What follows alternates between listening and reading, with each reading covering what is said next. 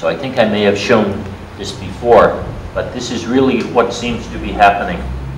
So Allah creates light and breathes His Spirit into it. And then Allah takes that light and alters its characteristic, dropping it out of the spirit world into the physical world.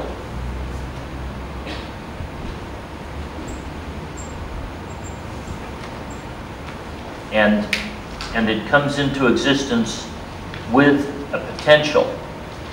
And then Allah sends messages from out here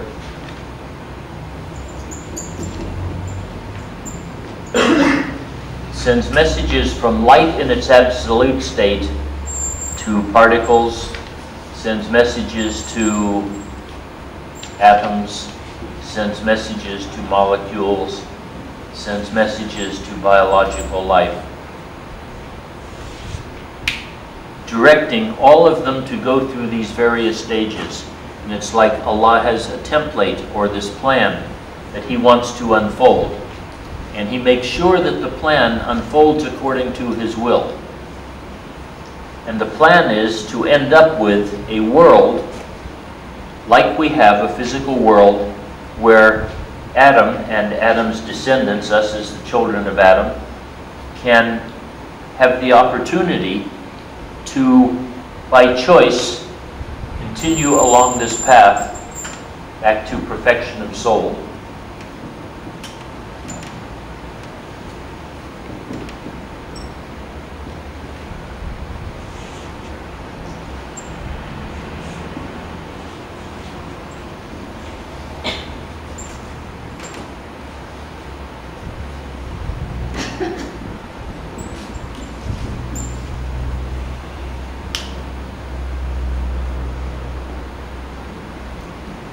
And now here we get into, of course, a point that could be a very delicate point.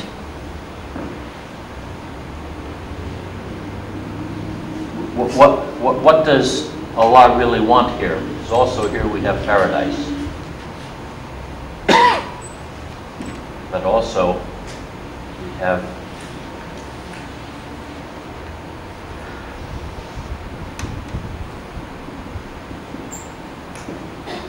Do you think I'm correct in putting hellfire outside of the spirit world?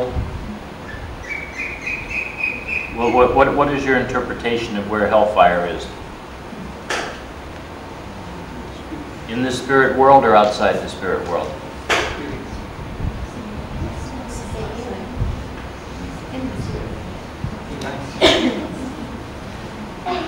Okay, I'm going to tell you that I think scholarly opinion is hellfire is outside the spiritual existence. That it is actually in the physical realm. Whether it is the physical realm we know of or not, I'm not sure. So, Allah up here creates souls. And souls probably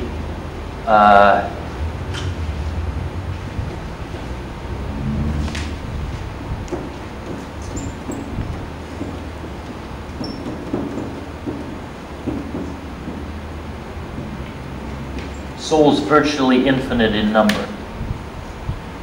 And for His purpose, which He said to the angels, because I know what you do not know, it is necessary that these souls choose to perfect themselves, as opposed to be like the angels, which are perfected by Allah. That Allah then drops the soul, or the potential for soul, out of the spiritual world, or the absolute realm of existence, into the relative world of existence, and then has it go through these stages with the goal of coming back to paradise, perfected by choice. So He gives us the option of, in the physical world, perfecting our soul by choice. Or we can go to here, or we can go to here. Usually, hellfire is presented as a punishment. Sometimes it is even said to be eternal punishment. But I think Allah has made it extremely clear that unless you have committed shirk, that no matter what sin you have committed, it will eventually be forgiven and you will be given entry into paradise. Now, personally, I think that when I look at the way Allah works, and I look at the level of His mercy, and I look at this process that He is doing, that for some reason or other, He wants perfected souls that have perfected themselves by choice. And He allows us that possibility. But if we do not choose to perfect ourselves by choice, we go to hellfire. And we don't go to hellfire so He can punish us for what we have done wrong. This does not seem to be the way that Allah works. I would say it is much more likely that hellfire is like a finishing process. That for those of us who do not reach a level of spiritual perfection to be allowed to enter paradise, that we have to go through a cleansing process. And that cleansing process is also a process of progression. The whole, from the beginning of the universe until we get back to paradise, the whole thing is really a period of progression. And if we don't make that progression by our choice, Allah, rather than throw our soul away or destroy our soul or just let our soul exist in punishment forever, I think puts us in what we would call hellfire, and we finish the perfection of our soul there. And once we finish the perfection of our soul in hellfire, we are then allowed entry into paradise as a perfected soul. But you don't get into paradise unless you are a perfected soul. And it looks like there are two ways to be a perfected soul. You can do it the easy way or the hard way. The easy way is to just go ahead and be Khalifah of Allah and do what Allah has told us and follow the path. Or you cannot do that and take the path through hellfire, whatever exactly that means. Then when we get to what paradise is, the question is, do we do all of this? You know, as Allah spent these billions of years and created Adam to be His Khalifa and given us the role of perfecting our soul by choice, so we can end up in paradise just sitting around enjoying ourselves and being really good. See, I think there is more to it than that. So here I'm going to really go out on the limb in making a hypothesis. That when Allah says He is creating us to be His Khalifa, that He is not only creating us to be His Khalifa in the physical existence, but the reason He wants us to perfect our soul is so we would be perfect by our choice. And so in the spirit world, He also has tasks for us to fulfill. But this task can only be filled by a being which is perfectly good by their choice. And I know this terminology is a bit uncomfortable with people, but it is, you know, one of the reasons we are told that Allah has created us is so that we can know Him. And I think knowing Him is not just so we can get to the point where we say, oh, I know that Allah exists, or I know that God exists. That to know Him is to have had the unbelievably wonderful opportunity to share in the nature of His Godhood. Not to be God at all, right? Please don't anyone think that I am saying that Allah is creating us to be good, to be God. But that by being His Khalifa, He is letting us really know Him in the most intimate sense by sharing some of His attributes, some of His powers, and some of His duties. Because Allah took the duty of taking the physical existence all the way from the subatomic particles in the beginning up to Adam. Then He says to Adam, now, I'm going to turn some of that responsibility over to you. I breathed into you some of my attributes, some small number of my attributes in some small degree of power, and now I expect you to go ahead and use what I have given you to continue perfecting yourself and to continue my grand cosmic plan.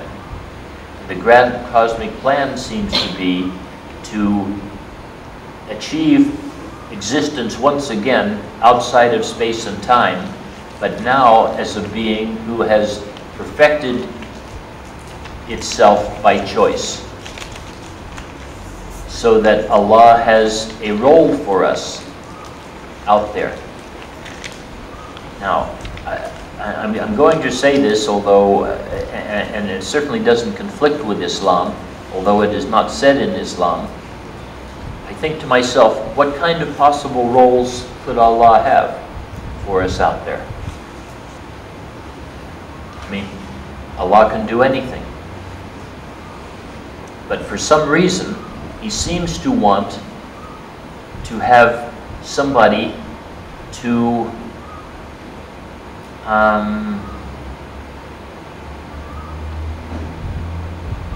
the way we put it to little kids about being Khalifa of Allah, to be a helper to Him.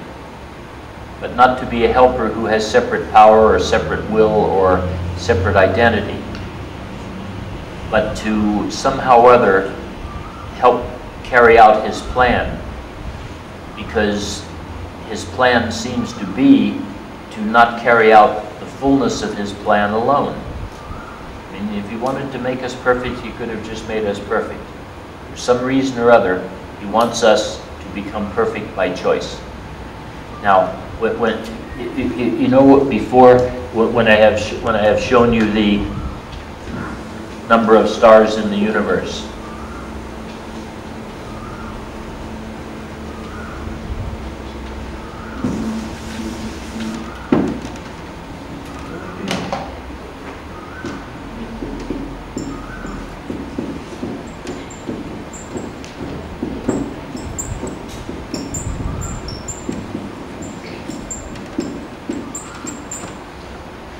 this is the known universe, and you remember how I proved that the universe is much larger than this, right? Because this is what we can see, but if the guy at the end of the 15 billion years turns around, he sees another 10,000 billion, and the one after him, he turns around and he sees another 10,000 billion. Plus, Allah has said, I believe, fairly directly in the Quran, that He has had creations before us and will have creations after us. Also, for Allah, creation takes no space and no time. The actual universe itself, I wish I could, I can barely draw in 2 dimensions, let alone 3.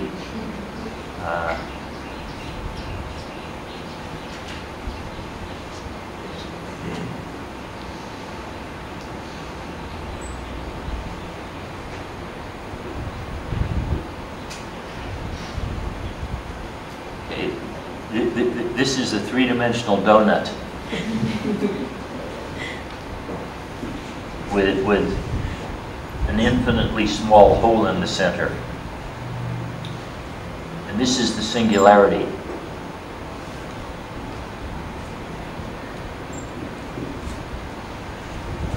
And one of the big questions in physics today is the universe going to just like expand outwards, slowing down until it stops, and then contract again, or will it just go this way for, how do you draw infinity symbol? For infinity? And it is supposed to be determined by how much matter there is in the universe. If there is enough matter to slow the expansion of the universe till it stops, then it would recontract. If it just goes on like this, it would expand forever until every bit of heat and every bit of motion in the universe was gone. And we just had a universe of dead stuff. I would say neither one is correct. That what is really going to be the case, if you can imagine with my bad drawing, the light comes in here. It is going around. Remember, this is not a flat thing. This is like a donut shape. We don't have a donut shape here. This will have to do. So we come out one side in the singularity where there is light. And we don't go around this way, but we go around this way to the other side. So this light then goes through all the stages, right?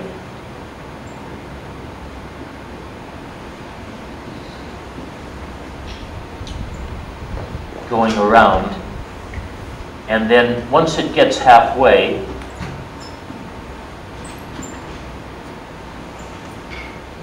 starts and all this time expanding. Once it gets to halfway, it begins contracting.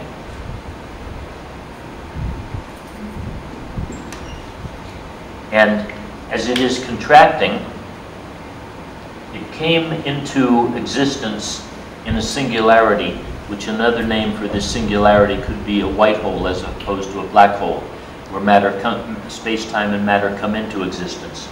Goes around from one side of the toroidal shape, or the donut shape, goes around like that,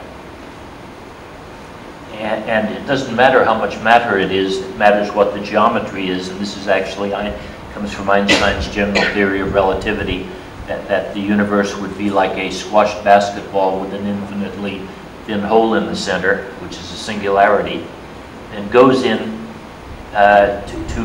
goes around contracting the molecules, the atoms, and the subatomic particles. They end up going the other way, right? So if there are any humans left, the humans, the biological life, the molecules, the atoms, and the subatomic particles, they eventually return to energy and disappear outside of space and time in a black hole on the other side of the singularity.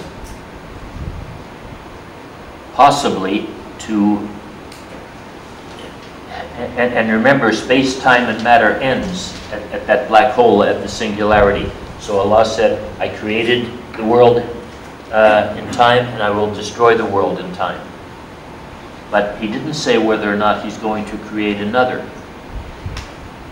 When on the black hole on the other side of this torus, which is the end of the universe, the end of space, time, and matter as we know it, there is no reason for Allah to not have a continuous process of creation going on, each one totally separate from the one before, because space, time, and matter comes to an end. So they are not part of one creation. Each one is a separate creation. There is also no reason for Allah not to simultaneously have this happening an infinite number of times. Because from the point of view of Allah, who is outside space, time, and matter, that it takes up no space and no time and no part of Allah's infinite power. It may be, though, here where it gets really hypothetical, that for whatever reason, and I don't want this to sound too much like science fiction to you, that Allah wants a Khalifa to help in this process. And remember, we are then light again. And light sends information from, once we're in paradise, I think we would have existence with light quality, with absolute qualities. And every bit of matter that is in this 10,000 billion universes, the ones that we can't see, the ones that haven't been created yet, and the ones that have been created in the past, and the possibility of an infinite number of these creations going on at the same time, could require, if Allah wanted to do it that way, a virtually infinite number of Khalifah to help manage this process. Because I don't think paradise is just going to be sitting there enjoying ourselves. I think paradise is going to be a productive process.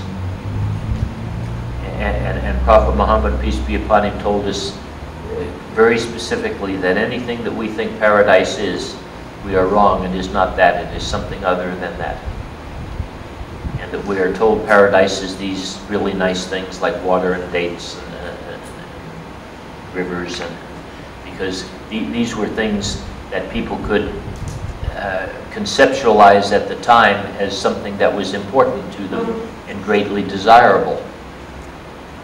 If we were told something like this, it would seem so bizarre that I'm sure it would have scared people off greatly.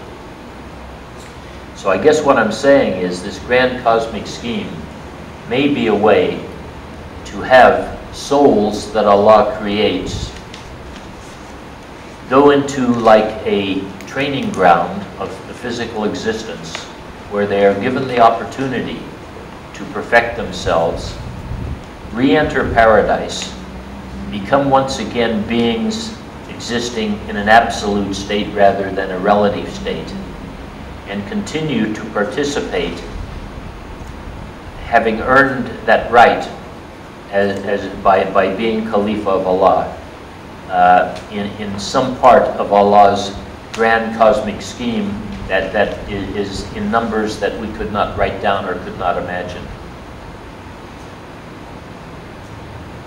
I hope that's not too much for anybody. And I have checked with a number of scholars about this, right? They say certainly nobody has ever proposed that in Islam, but that it does not seem in any way to be precluded by anything in Islam. Yes? How does it differ from Hinduism? Because you're saying that we are going back to our original form of life. It's like going to cycles, what the Hinduism believe in. So how does this differ with the belief in Hinduism? Belief in what? Hindu. Reincarnation. Oh, not at all. I mean, we're not cycling through to become another human life, right? We're going through one process of development. Allah makes us as a soul that is unperfected by choice. It looks like we get one opportunity to perfect that soul by choice. Not that we are just constantly cycling through. I mean, the whole idea of Hinduism and Buddhism is to break from the material cycle of material pain until you exist in a state of nothingness, which doesn't sound so very appealing. This sounds extremely appealing to me. I mean, I could not imagine a more appealing paradise than to, by the mercy of Allah, to be allowed to have some tiny share in this grand cosmic process, to actually be involved in who knows what it would be called. I mean, because every term we use is sort of based on material existence, but in a way, management of physical creation, and helping to be sure that physical creation carries out Allah's will. And I would say, given everything that I know about Islam and about logic and about the physics of the universe, that this is the most likely possibility. By no means am I saying for sure I am right. But when I look at what could be, I think that of the possibilities of what might be, I think this is the one of highest probability.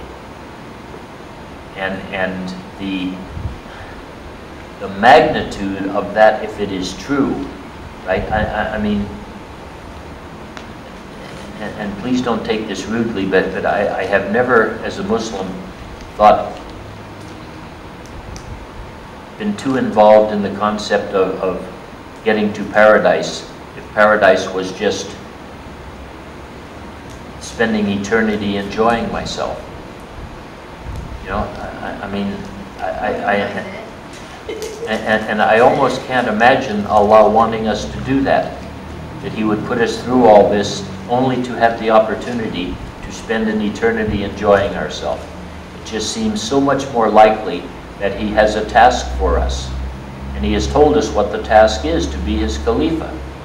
Now we know what the task of Khalifa is in the physical world. Since we know what the task is as Khalifa in the physical world, we can hypothesize about what it might be in the non-physical world, although we have to hypothesize without specifics. Because, I mean,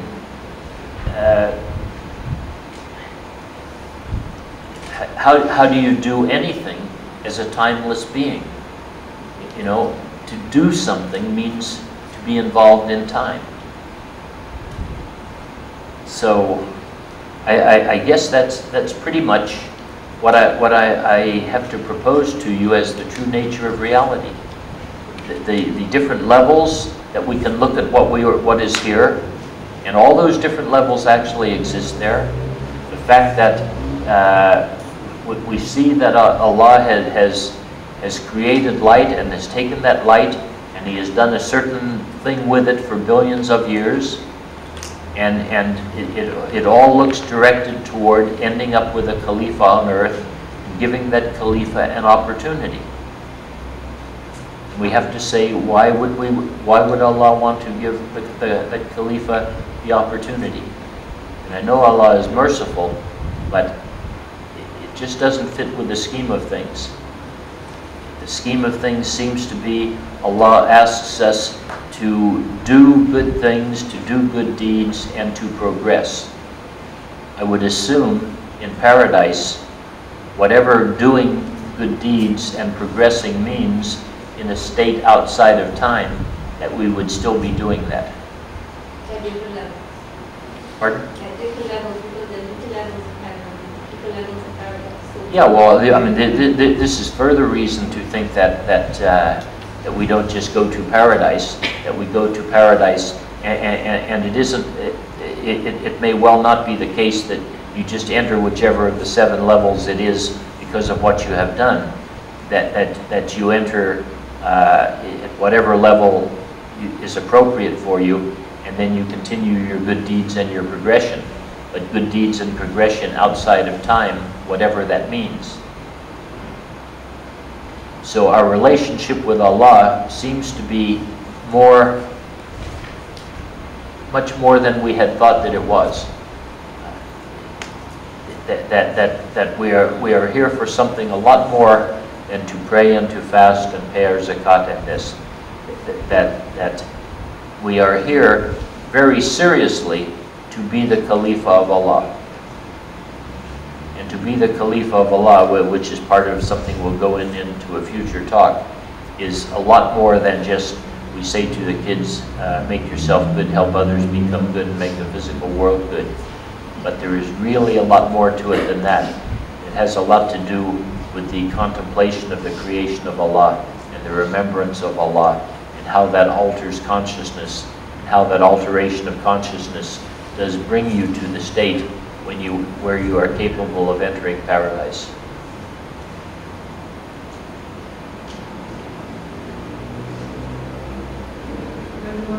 Yes? Excuse me, I'm just wondering, according to the level of the stages that you have described just now, with when Allah breathed His spirit into the light and all those particles and some atomic particles and Adam. I'm trying to figure out where the creation of Adam as Allah Subhanahu wa Ta'ala said in the Quran, Bismillahirrahmanirrahim, Khalaqal insana min salsalin kal-fakhar, Allah has created us from the clay, just like the races. So I'm trying to figure out where along the subatomic particles that we are actually from Turab or from Tin or from solid, that's where along that Adam is being created. Well, you know, if you take the story somewhat directly from what we have been told, Allah sent a messenger down to get the physical stuff or the clay to bring it up to paradise, to create Adam. But the question becomes, when we're talking about these different levels of existence, what it really means, is there really, from Allah's point of view, a separation between paradise and physical existence? See, from our point of view, this is why I say people talk about the Allah and His creation as it is a thing separate from Allah. And from our point of view, it looks separate. It looks like, and this is why we feel uncomfortable. Some people with one of the attributes of Allah, which is to be omnipresent, which means everywhere at the same time. If Allah was omnipresent, and please don't take this rudely, if Allah was omnipresent and everywhere at the same time, that would mean Allah was in this whiteboard marker, which we don't feel comfortable with saying that kind of thing. But this whiteboard marker is only from our point of view of perception. From the point of view of Allah, it is not a whiteboard marker. It is not little bits of energy in subatomic particles. It is not even the underlying quantum field. It is part of the overall fabric of existence,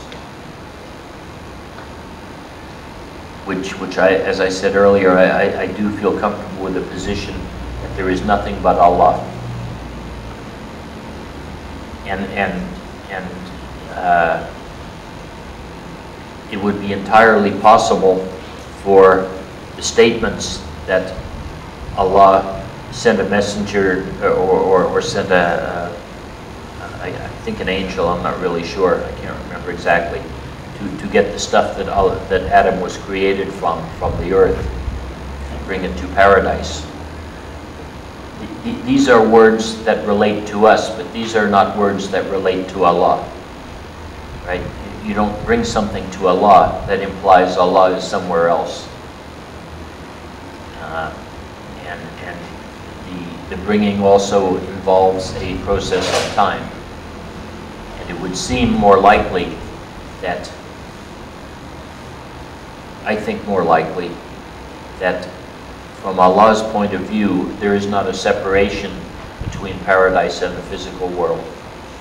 That this separation between paradise and the physical world is from our point of view and for our benefit, but not from the point of view of Allah.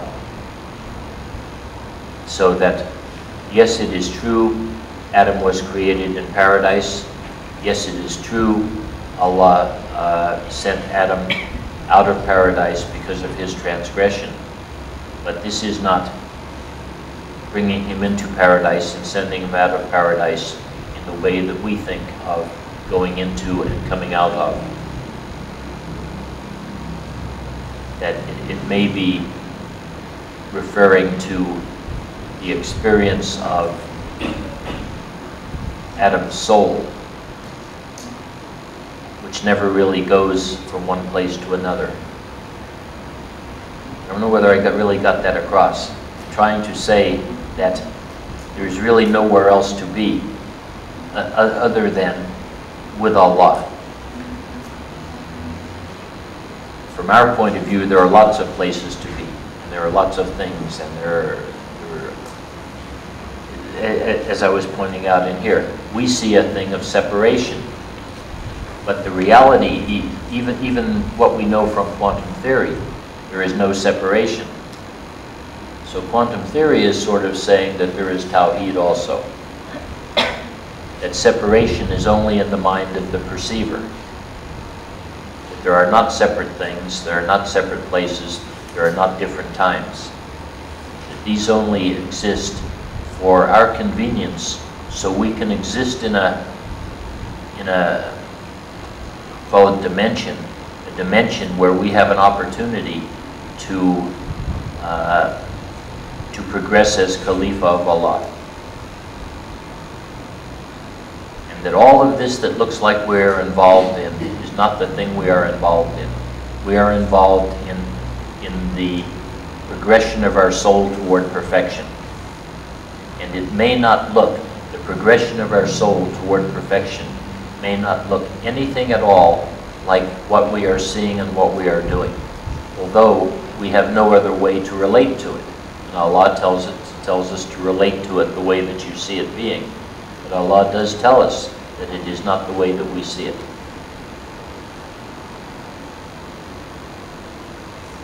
So what Yes. what you're trying to put across is to actually look at the state of reality from different dimensions of what we are already seeing it in the physical world. To actually step outside us right now and to try and look at it from a parallel world.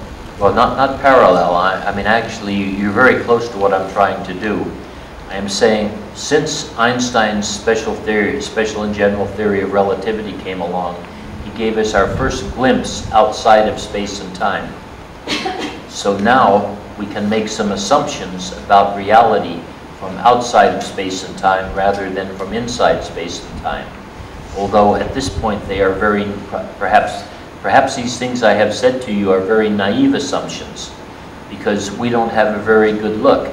I'm quite good as a scientist at looking at the physical world from the physical point of view.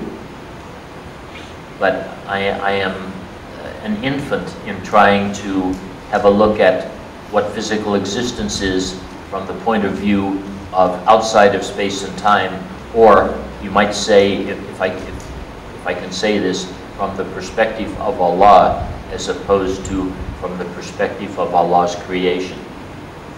We are just getting our first glimpse of how things may look from the point of view of Allah, where we had been set up to only see things from the point of view of His creation.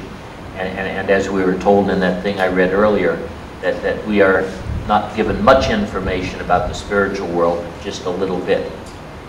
So what I have tried to do is take that little bit of information from the spiritual existence and put it together with logic and Islamic theology and with what we know about scientific facts, and take an early stab at assessing what it all means. And what I'm really hoping will come from this, because I said earlier, please don't think that what I've told you, what I'm telling you today is like the absolute truth that is never going to change. What I'm really trying to do is help us get a glimpse of where Islam really can go and how much really is there in Islam. Because I cannot help feeling that the Islam that we see and that we talk about and that we live is just a tiny, tiny fraction of what Allah's real whole plan is. And I would like us to have a look at as much of His whole plan as possible. So I had to make some assumptions to have something to say. So these are the assumptions. These I would say, what I have said to you today are the most logical assumptions given the tiny bit of data that I have had to work with at the moment. And of course I take no credit for this to the degree that I have been correct. It is a mercy of Allah, and to the degree that I have been incorrect, I may have no idea how far from truth I am. But at a minimum, it is hopefully going to stimulate thought in some other scholars and some other thinkers to broaden our perspective of Islam. Because I don't honestly think that we are going to succeed in, because part of my personal goal, and I think it is the goal Allah has given to every Muslim, is the creation of a fully and truly Islamic world. And I don't think we are going to get there merely by praying and fasting and zakat and telling others that Allah is the one true God, and reading Quran to them. I just don't think we're going to get there that way. I think we have to give them more than that. I think we have to let them see that Islam is something so much more magnificent than anyone had ever conceived of. And I think what I've been trying to talk about today, even if I have made some errors, it is really a magnificent thing. To see this overall plan. And for myself, I would have to say, even if I am wrong in my interpretation of the data, even if I am a little bit close, for me, it opens up vistas and possibilities in Islam that I find so exciting and attract me to Islam so much that I mean, I have ended up dedicating 20-some years of my life to working on this kind of thing. And there's nothing else, you know, I mean, I don't sort of think to myself, wow, you know, I could have been making a couple $100,000 American dollars a year and be fairly rich by now, and, you know, have a Rolls Royce and houses all over the world, and think, why would I give up all that to do this? You know, this thing that I have been involved in, even if I am wrong, I feel like I have had a magnificent blessing and opportunity by Allah to even think these thoughts. Even if they were wrong, I feel like I've received a great blessing to think these thoughts. On the chance that I am a little bit close to right, I am just overwhelmed by the blessing that Allah has given. And if it does open up some vistas in the future for Muslims and non-Muslims alike to see the greater Islam, the greater, and I just know Islam is so much greater than we see it being. I mean, when I consider the magnitude of Allah, even just with the 10,000 billion stars, and I think to myself, look what we are sitting here on earth doing. You know, how that pales into insignificance compared to what might be Allah's plan for us. What if we missed His plan? You know, I mean, I would rather suffer for having been wrong than to have missed the opportunity to even think that maybe Islam is really as grand as this plan that I have been proposing, that may be Allah's true plan for His existence. Do you think any of these things that you hypothesize or you think part of Allah's plan is somewhere in the Quran, it's just that human being hasn't found it yet? Something like that? Or have you found some ayat leading to this, leading to the hypothesis that well, the way that I've read the Quran in English translation with commentary 5 times now, and although it is hard for me to pick out, I can't really explain to you the way that I am as a scientist. But I have learned to pull data together from a lot of different areas and to take a subtle hint and see a subtle hint here and a subtle hint there and put them together, and now they are much more than a subtle hint. And I feel like everything that I have said is in something I have seen in Quran, in Sunnah, or interpretation of various scholars.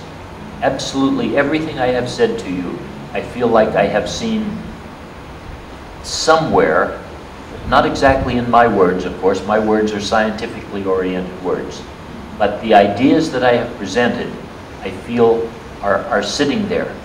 And I think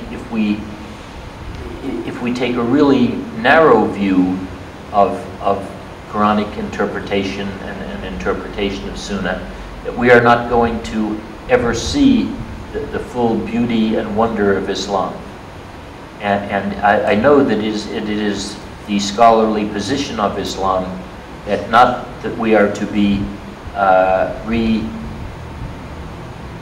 reinterpreting to find a new interpretation, but we are constantly supposed to be furthering and progressing in our interpretation based on new information that comes in. In other words, at the time of our beloved Prophet Muhammad in Medina, they had a very naive view. They didn't know there were 10,000 billion stars. They didn't know there were protons, neutrons, and electrons. So they could not interpret on that basis. Today we know these things, and we can include that in our interpretation. And when you put all of that together, as I said, I certainly didn't just make this up. And because I am somewhat close to the end of my life, I would be really foolish to just be, presenting ideas that I mean, say for instance, I didn't feel I had good reason to say the things that I said. I would be much more careful about saying them.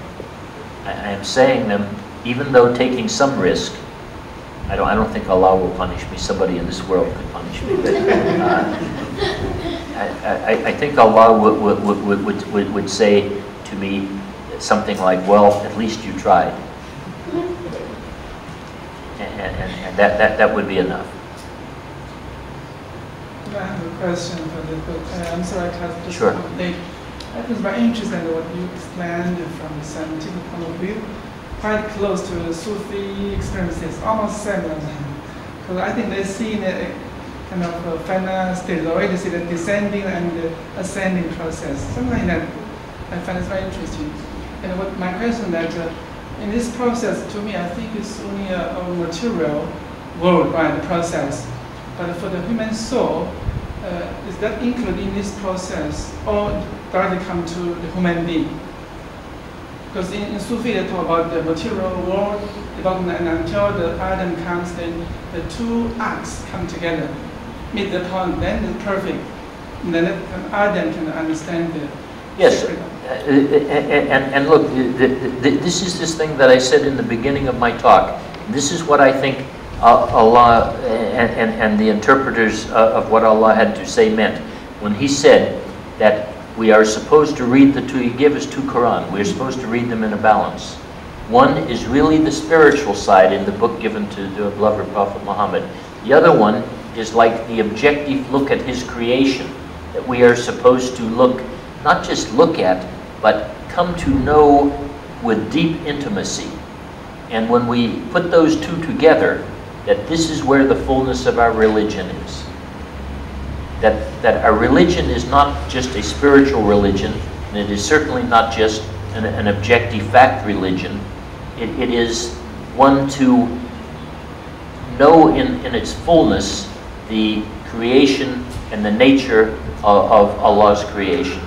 And once you really know it, you then have a spiritual, you make a spiritual advance. And yes, of course, the things that I have been saying, many of these things I have been saying have been said in much less direct ways by various Sufi scholars for 1,000 years or more. Although it's hard to understand what they say because they usually write it in poetry or in a symbolic way. I tried to say it in the most objective way I can with the limitations of our language.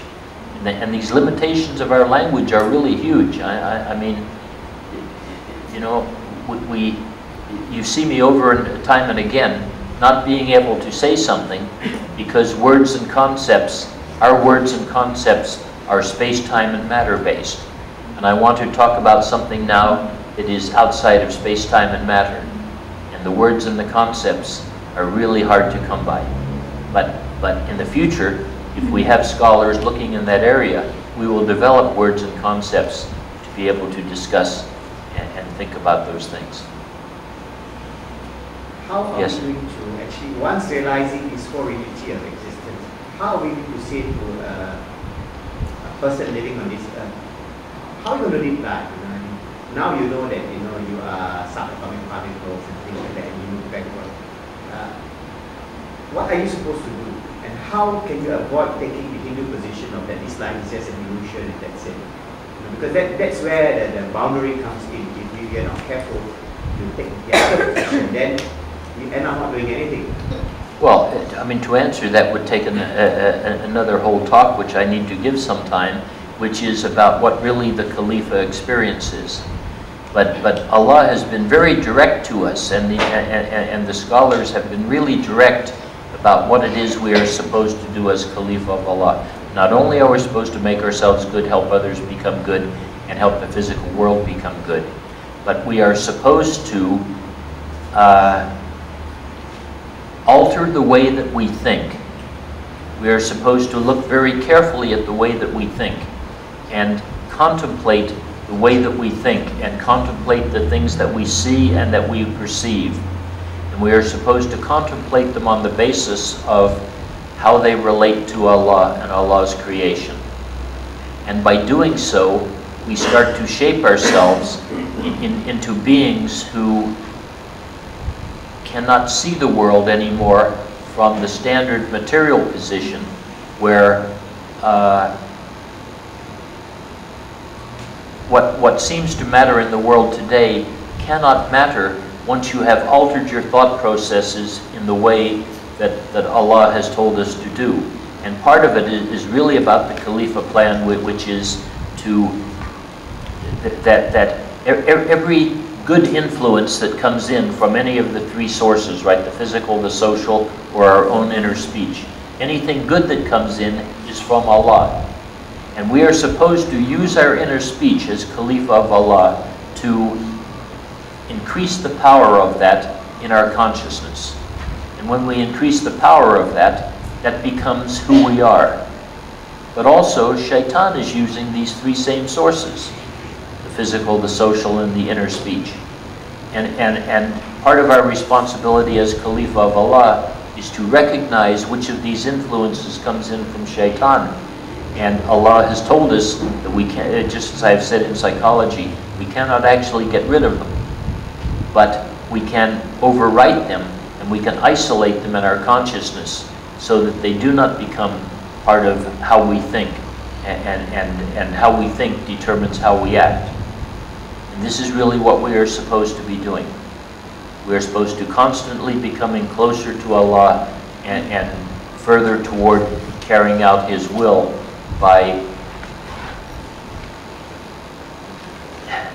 contemplating His creation, right?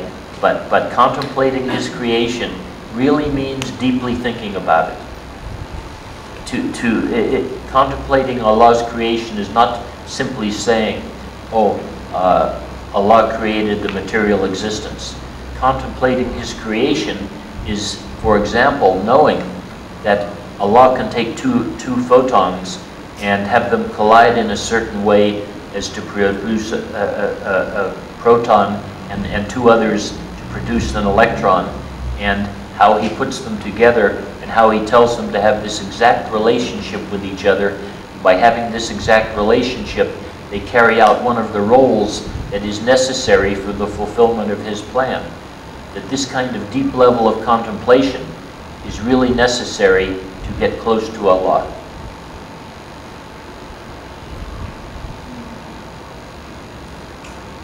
How are they going? Because when he moves into this contemplative mode, say in his life, how is he going to balance his so-called material work or material pursuit vis-a-vis the total pursuit of as Allah? How is he going to balance that? Yeah, well, the balance eventually becomes, no matter what you are doing, you have this contemplation going on. You go into a business deal to sign a contract. I mean, I'm not saying this is exactly how it is. I'm just giving a hypothetical example. So you take the pen to sign this, and as you are taking the pen, automatically, right now, you have reached a level of contemplation where everything you do now is in relationship to contemplation of the creation of Allah. So the pen and the paper and your relationship with this other person and the deal you are trying to make, all of these things have an exquisite place and fit just right in the scheme of things for Allah. And if they don't, you shouldn't be participating in them. And even while you are like doing a business deal, you are remembering on a number of levels, you know, that Allah made the stuff to make the pen. That the stuff that makes the pen is directed by light. That the words on the paper were decided by somebody, not just out of their head, but by light that came in from outside of space and time. And this is, you know, I mean, we are early in this. How you really do it, how it will eventually be done, I'm not really sure, other than to say it will be done eventually on an unconscious level, so that everything that we participate in, everything that we think about, everything that we do is done in a direct relationship with Allah and remembrance of Allah and contemplation of His creation. Absolutely everything. And then many of the things that we are doing now are going to not exist in the future. I mean, you know, much of what goes on in the world today is not for Allah, it is for other kinds of purposes. And ultimately, we need to be working toward a world where everything that Allah says is right comes to exist. Everything that Allah says is wrong ceases to exist. This is what we need to be working toward. Yes? You covered quite a lot and mentioned about angels and humans and so. Where is the position of shaitan? Well, my policy is really never to say much about the jinn. and I say very little about the jinn because scholarly opinion is we know very little about the jinn. I know much more about angels than I know about jinn, and I know a whole lot more about the material existence that we're in than I know about the jinn. But it appears that now I don't want to say I know what even a jinn is, right? Jinn is made of fire. I don't think this means fire like this on the stove. I think this is saying jinn is another level of existence. I mean, we look at ourselves as particulate matter based on subatomic particles. We look at angels based on light in its absolute sense. Jinn are somewhere other than those two. I don't know exactly where that is. But we have this concept called entropy. And what entropy means is that if you are not putting energy in to a system, that system is moving toward chaos. This is what Islam is really about. The whole idea of Islam is to create individuals and a society who by choice are willing to put energy in to carry out the will of Allah. If you are not willing to put energy in to carry out the will of Allah, whether you are at the subatomic level or at the level of human society, you will be having entropy take place. And entropy is the movement toward chaos when there is not new energy coming in. In other words, if we had the planet Earth and we were to shut the planet Earth off in something that cut off all types of energy that could possibly get through, then Earth, instead of people reproducing and moving on and new life coming, we would be decaying towards a total chaos, and there would be nothing but dead matter left. And the same thing is true in human society. So I sometimes call this social entropy. That if, as a society, we are not willing to put energy in to act as Allah wants us to do as His Khalifa, we are then going to move to chaos in every way, and this is what is happening in the world today. We are not putting energy in to move in a positive direction. So since we don't put energy in to move in a positive direction, you cannot drift positive, because in psychology there's the concept of behavioral drift.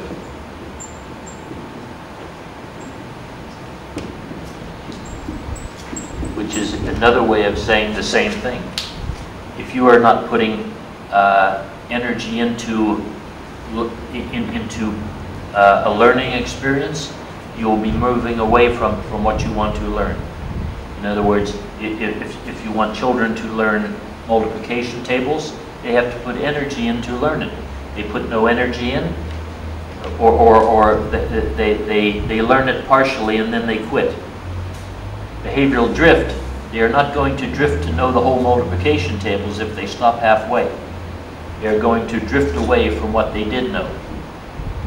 Behavioral drift is in only one direction. I consider all of this, entropy, social entropy, and behavioral drift, to be part of the work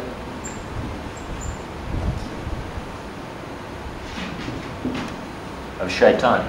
That shaitan has an influence in the material world. That Allah has allowed shaitan to have an influence in the material world. And that influence is to allow you to digress or move away from Allah by not putting energy in. That shaitan can say to you, you should come to me, you should not go to Allah. You want to go to Allah? Allah is going to ask you to do this, He's going to ask you to do that. He's constantly going to be asking you to do something and put energy in. But me, I make it really easy for you. You want to come to me, you just do nothing.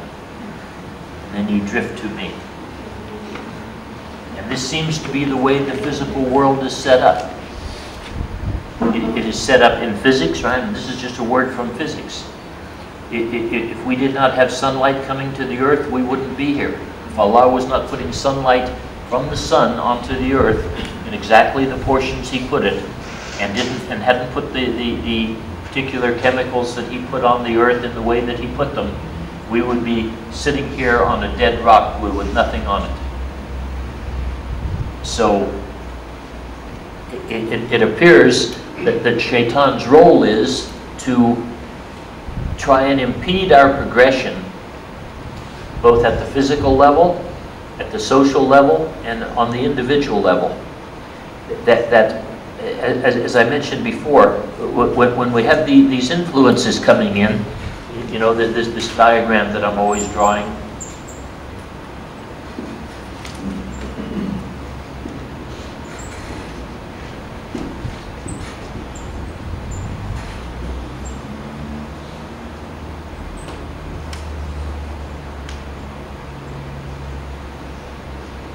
that both Allah and shaitan send influences in here.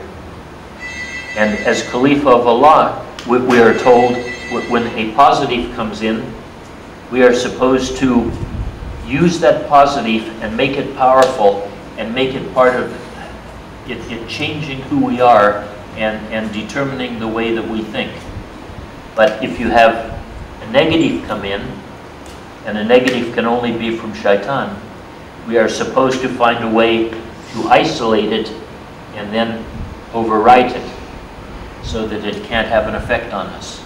And the scholars have been quite specific in the role of Khalifa of Allah, how this is what we are supposed to be doing, that this is the right Islamic life, that we are supposed to be perceiving all of these influences as they come upon our consciousness. And we are supposed to direct the positive ones to change our way of thinking so we move in a positive direction, both in our behavior and in our thoughts. Particularly in our thoughts, in that we are told correctly, of course, by Allah, that no behavior happens without a thought. And so if we want to change people, we have to change how people think. And if you want to really be Khalifa of Allah, you have to create a thought process and a consciousness in your mind that says you are Khalifa of Allah and motivates you to be Khalifa of Allah and looks for influences that lead you to be Khalifa of Allah and isolate the influences that come in from shaitan that try and keep you from doing that. So that is the way I see shaitan's role, without having to know at all directly what exactly it means that he is fire. But that his role is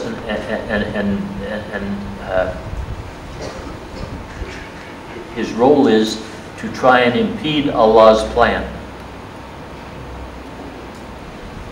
And he seems to have a lot of control over the physical existence and also over, to a large degree, over our inner speech.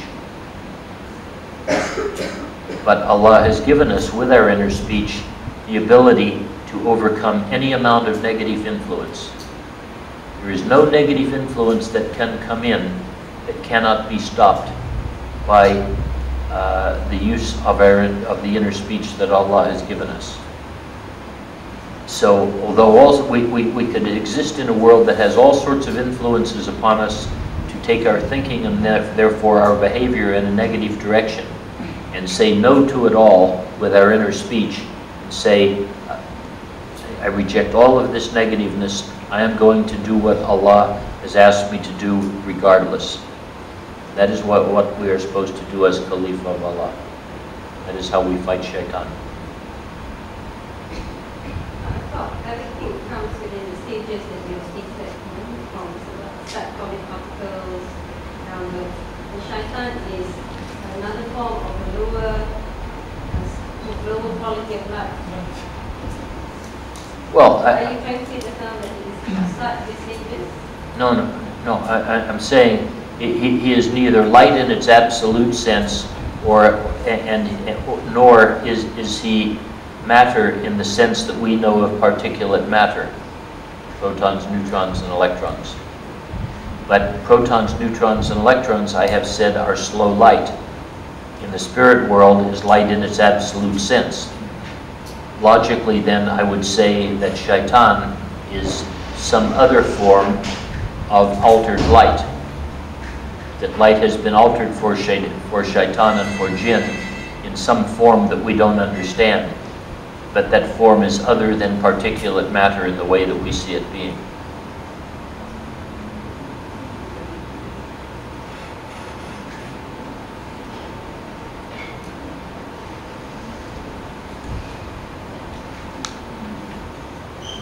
If there are any more questions. How would you explain fire in physics?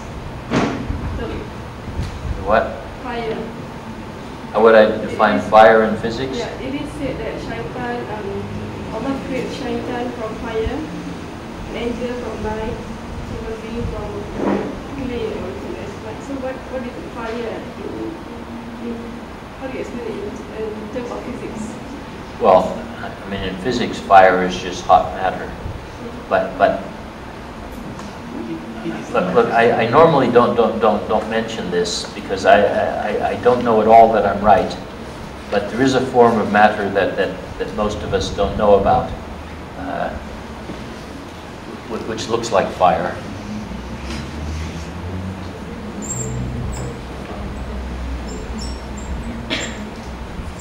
Plasma. Not plasma as in blood, but plasma in a state of existence between light in its pure sense and matter in its particulate sense.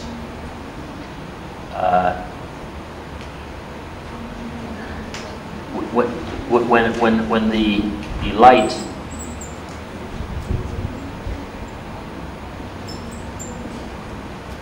in the beginning is becoming particulate matter,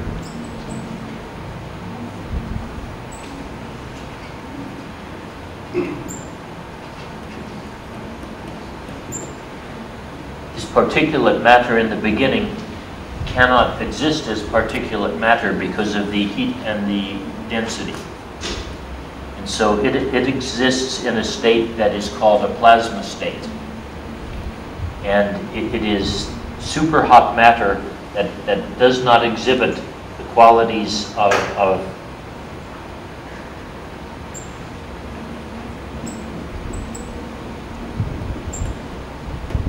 but it is not pure light. It's a boundary state in here. And for a while in the beginning of the universe, as light was becoming matter, it was the existence of a plasma state, which is matter so superheated under so much pressure that it does not show the characteristics of particulate matter. But it is also not pure light. And it would look like fire. It is another state of matter. What do we have? Fire, water, and various things. Fire, as we normally call fire, is just hot matter. Matter that is actually giving up its electrons and breaking apart because of the heat. But this is a totally different kind of thing. It is very hot, and it would look to us not like fire. It would look like a stream of hot.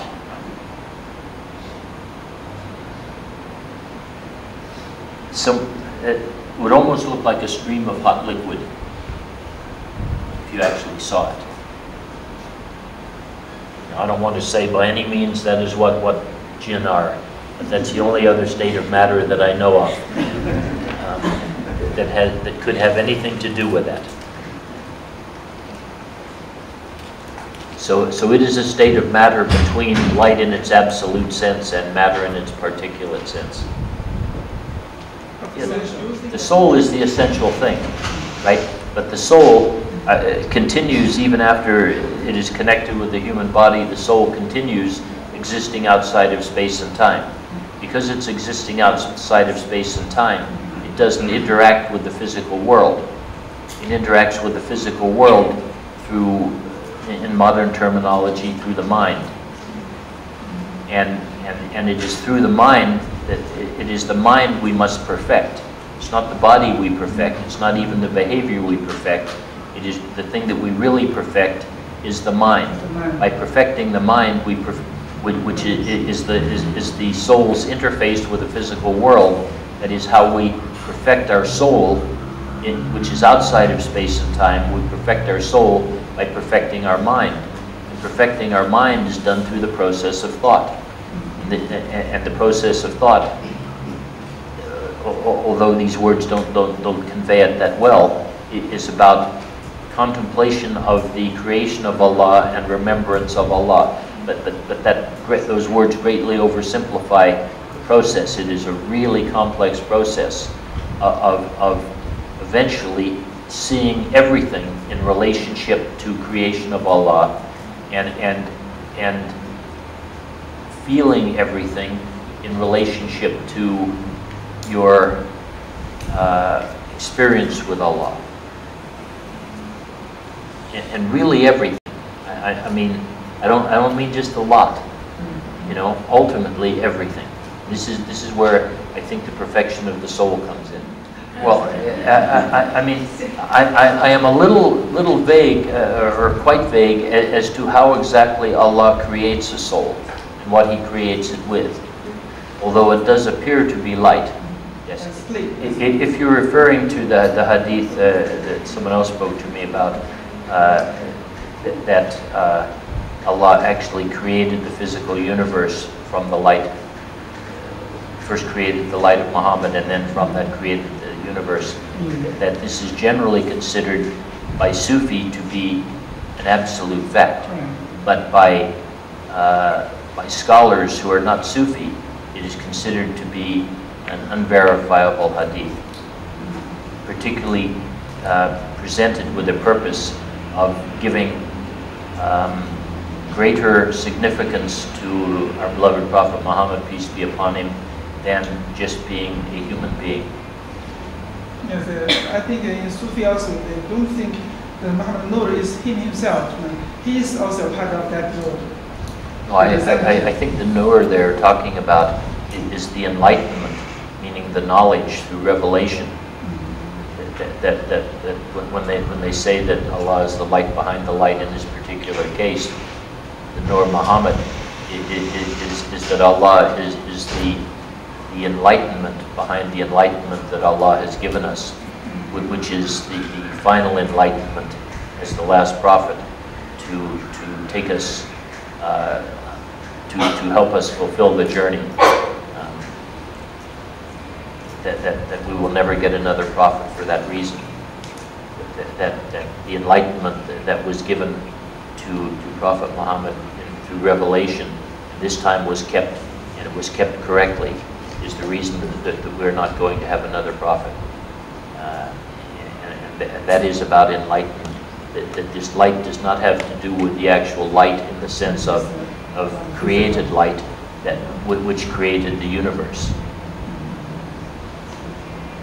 I find this very interesting, almost the same.